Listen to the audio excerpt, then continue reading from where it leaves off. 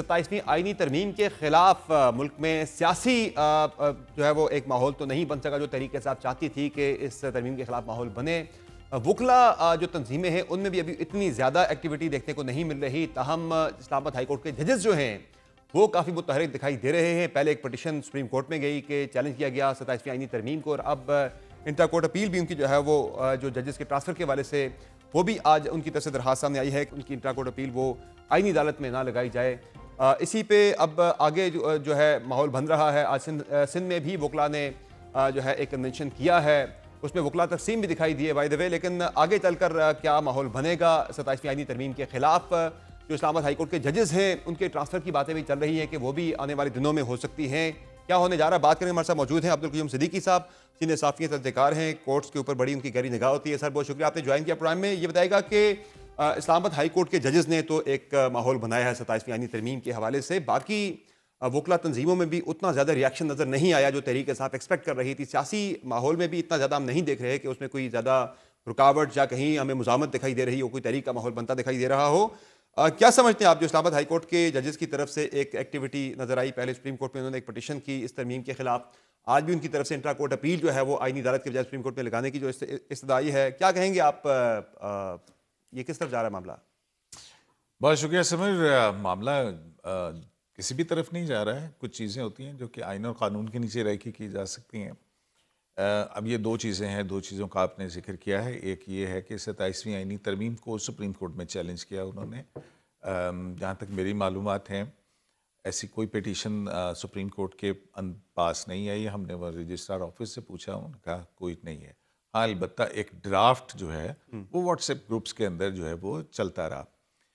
अब एक चीज़ ये देखिए आप और फिर दूसरी चीज़ जो है वो जो 5 जज साहिबान हैं इस्लामाबाद हाई कोर्ट के, उन्होंने अपनी सीनियरिटी और ट्रांसफ़र का मामला चैलेंज किया था। अच्छा, ये भी 26वीं आईनी तरमीम के बाद किया। अब टेक्निकली थोड़ा सा देख लेते हैं इसको। अब अगर कोई आइन को ना माने तो वो तो मेरा ख्याल तालिबान का मौक़िफ़ होता है कि आइन को नहीं मानते हैं वो। बाकी कोई मैं मानूँ या ना मानूँ, it's the land of the law. आपकी रिजर्वेशंस हो सकती हैं, मेरी भी हो सकती हैं, लेकिन कानून और आइन यही है कि अब ये रिव्यू हो सकता है, और वो भी फेडरल कॉन्स्टिट्यूशनल कोर्ट के अंदर।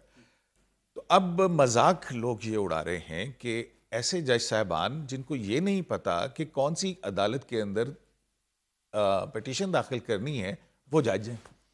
तो ये एक फिलर हो सकता है मीडिया में, एक थोड़ा सा हलचल करने के लिए कि जनाब फाजिल जज साहबान जो हैं वो बहुत बड़ी बात करें, लेकिन उन्होंने भी आइन और कानून का ही हल्फ लिया हुआ है ना। तो उस आइन और कानून के हल्फ के नीचे वो कैसे ये कह सकते हैं कि हम किसी कॉन्स्टिट्यूशन प्रोविजन को नहीं मानते हैं, अनलेस और अनटिल जब तक कि उसको पार्लियामेंट तब्दील ना कर दे या आइन और कानून के अंदर रहते हुए अदालत जो है उसके ऊपर अपना फैसला उनका जो ना नुक्ता दे। नज़र है कि सुप्रीम कोर्ट जो है वो गार्डियन होती है जो सेपरेशन ऑफ पावर के वाले से, वो कह रहे सुप्रीम कोर्ट ने डिफेंड करना था इस चीज़ को, लेकिन नहीं किया। वो मामला आईनी अदालत के अंदर चला गया है। आईनी अदालत जो है वो खुद क्रिएशन है 27वीं आईनी तरमीम की, तो वो कह रहे हैं कि ये सारी स्कीम जो है इसको वो चैलेंज कर रहे हैं ना। नहीं तो 26वीं आईनी तरमीम भी जो है वो पार्लियामेंट ने ही की थी। ऑलरेडी वो कह रहे हैं कि वो भी एक आईनी तरमीम भी चैलेंज हुई भी थी ना। ठीक है, लेकिन उसी 26वीं आईनी तरमीम के तहत 184(3) में ये गए थे ना। तो उस वक्त तो आइन यही कहता था ना, तो अब आइन ये कहता है। अब ये मसला ये है कि ये नहीं सुन सकते एक ऐसी अदालत जिसके पास इख्तियार समात ही नहीं है। वो ये अलग बात है कि किसी अदालत का इख्तियार समात लिया जा सकता है या नहीं लिया जा सकता है। अब उसमें जो है वो उस पर एतराज़ हो सकता है, लेकिन लॉ ऑफ द लैंड यही है कि आपको जाना वफाकी आईनी अदालत के ही पास पड़ेगा, और वहाँ पे आप अपना मुद्दा बयान कर सकते हैं, वहाँ पे आप जो भी आपका मौक़िफ़ हो। लेकिन ये एक बहुत अजीब सी बात है कि जो जजेस का कोड ऑफ कंडक्ट है उसमें जज साहिबान जो हैं वो लिटिगेंट या मुकदमेबाजी नहीं कर सकते हैं। और बिलखुसूस ये इस हवाले से अगर जजों ने मुकदमे करने तो मैं और आप जो एक उनका मौक़िफ़ ये भी है कि जो आर्टिकल 200 के अंदर तरमीम की गई है जजेस के ट्रांसफ़र के हवाले से कि उनकी मर्ज़ी के बगैर उनका तबादला हो जाएगा। इन जजेस को शायद ये शुबा है कि इनके तबादले हो जाएंगे, और ये इस तरह की बातें चल भी रही हैं कि शायद इस्लामाबाद हाई कोर्ट से ही तबादलों का सिलसिला शुरू होगा। किसी को बलूचिस्तान भेज दिया जाए, किसी को सिंध भेज दिया जाए, किसी को KP भेज दिया जाए। अब देखें समर, मेरी इल्हाम के ऊपर तो मैं कुछ नहीं कह सकता, और इंसान के दिल के अंदर क्या खौफ और डर है तो वो भी नहीं कह सकता हूँ, लेकिन जो उन्होंने जज है, जज निशानदेही तो आर्टिकल जज 200 की तरफ ही की है ना। जी हाँ, मैं बिल्कुल उनका बिल्कुल खदशा तो यही है ना ट्रांसफर के आर्टिकल वाले से। 200 के अंदर है। अब आर्टिकल 206 भी है, पहले भी था कि जो है अगर कोई जज हाई कोर्ट का सुप्रीम कोर्ट में आने से इनकार करता था तो फिर वो घर जाता था, कोई तब्दीली नहीं आई है उसके अंदर। अब ये जजेस की ट्रांसफ़र के हवाले से भी उसके अंदर बहुत सारी चीज़ें उन्होंने कैप की हैं कि प्रेसिडेंट का अब ये इख्तियार नहीं है, ये इख्तियार जुडिशल कमीशन ऑफ पाकिस्तान का है। और जुडिशल कमीशन ऑफ पाकिस्तान अगर किसी को समझता है किसी जज को ट्रांसफ़र करने के हवाले से तो कर सकता है। ये मैं कैसे डिफ्रेंशिएट कर सकता हूँ कि बलूचिस्तान हाई कोर्ट के नीचे आने वाले अवाम जो हैं, या बलूचिस्तान हाई कोर्ट कोई कमतर हाई कोर्ट है और इस्लामाबाद हाई कोर्ट कोई बड़ी बदतर हाई कोर्ट है।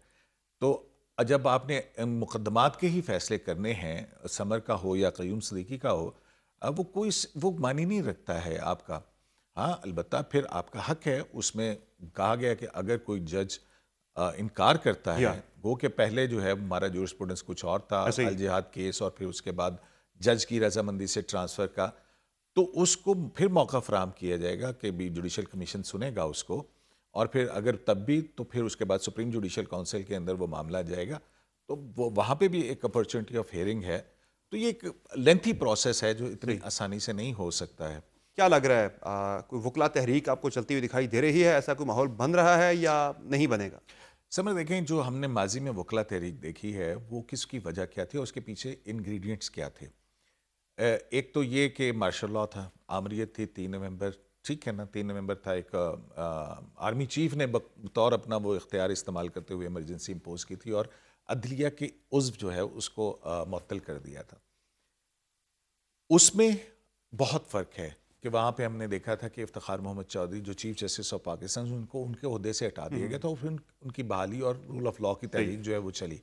एक डिक्टेटोरियल एक्ट और एक पार्लियामेंट जिसके पीछे पार्लियामेंट की फोर्स मौजूद है, उसके अंदर फ़र्क है। और मुझे नहीं लगता, और अभी भी आप देख लीजिए, हाँ ज़रूर है, कुछ हो सकता है कि ह्यू एंड क्राई ज़रूर आपको नज़र आएगा, कुछ इस्तीफों की खबरें भी आ रही हैं, है ऐसी कोई चीज़ इस्लामाबाद हाई कोर्ट से कुछ?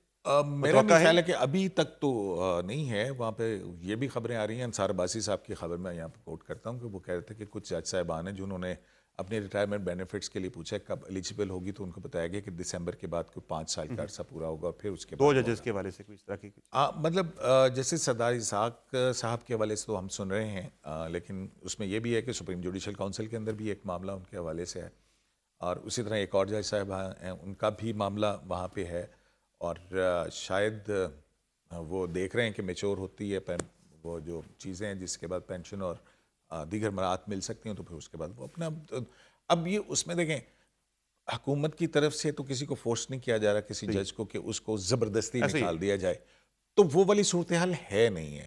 हाँ, अलबत्ता जो आइनी और कानूनी लड़ाई है वो 2 ही जगह लड़ी जा सकती है, एक है अदालत के अंदर, वो उसका फेडरल कॉन्स्टिट्यूशनल कोर्ट है, दूसरा पार्लियामेंट, या तीसरा सियासी उसका अमल है।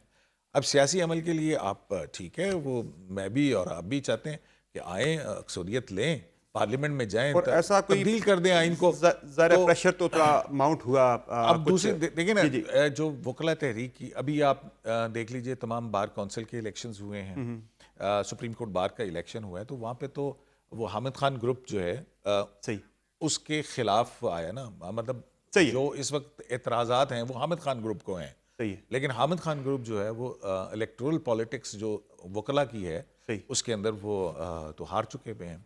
तो कोई ज्यादा ऐसा कोई मुझे कोई रेजिस्टेंस जो है कहीं से बनती हुई नजर नहीं आ रही, जो जजेस की तरफ से बनी, आप कह रहे हैं कि उसमें भी खातिर खा उन्हें फायदा उसका शायद नहीं होने वाला। नहीं, जजेस की तरफ से भी क्या रेजिस्टेंस थी, वो देखें ना, उन जज साहबान ने वॉलंटरली रिजाइन किया है ना, जो इस्लामाबाद हाई कोर्ट के जजेस की तरफ से पिटीशंस वगैरह आ रही हैं, वो पिटीशंस आप कह रहे हैं कि फायदा नहीं होगा। मेरा नहीं ख्याल है कि देखिए ना, ये एक बड़ा बुनियादी सवाल है समर, कि जज अगर पिटीशनें करनी शुरू कर देंगे तो फिर मैं और आप फैसले करने शुरू कर देते हैं।